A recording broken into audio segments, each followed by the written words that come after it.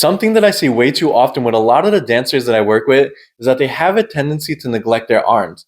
And they don't strengthen their arms either because they're too afraid of building on too much muscle mass and looking like a bodybuilder, ruining their lines and their aesthetics, or they just don't think about it and they focus primarily on strengthening the legs. And whether you like it or not, you need to work on strengthening your arms, whether it's port de bras with ballet, swinging your arms around during crump, popping, locking, whacking, whatever dance style that you specialize in.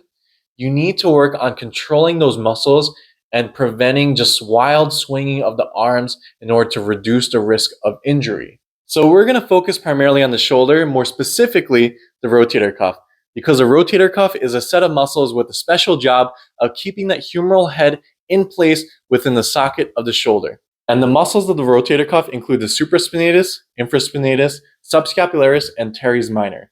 And because we're going to be focusing primarily on external rotation and internal rotation at the shoulder, I'll separate all those muscles based on those actions. So the first exercise is going to require the use of weighted plates.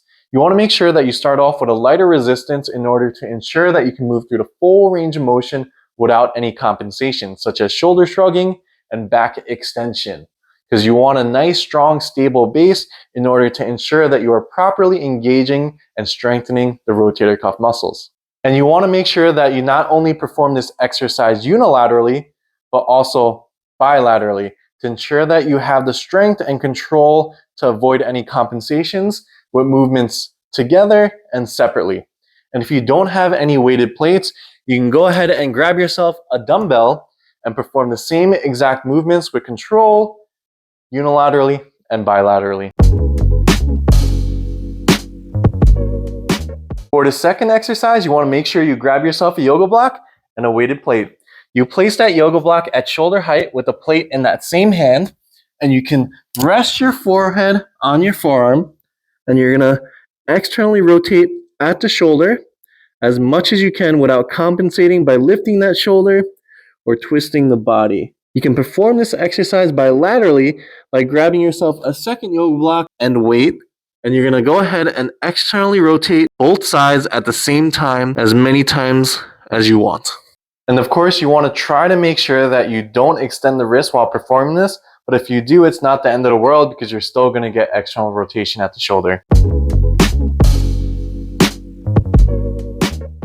So for the third exercise, you're going to go by a wall and face towards it with your elbows in contact and externally rotating at the shoulders, making sure that you don't lift off or bring your head back to prevent any compensations.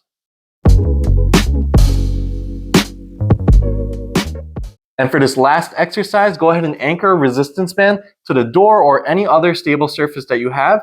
And you're going to keep your elbow at shoulder height, and you're going to go ahead and pull that band by externally rotating at the shoulder and repeating this motion over and over again. And of course, if you have another band, you can anchor it to the other side and perform this exercise bilaterally. And you want to make sure that you are not compensating by extending the back or bringing the shoulder back or just extending at the wrist only in order to properly engage those rotator cuff muscles. So go ahead and give those exercises a try and let me know what you think. And if you have any topics that you'd like me to go over, go ahead and message me privately or leave it down in the comments below. Until next time, peace.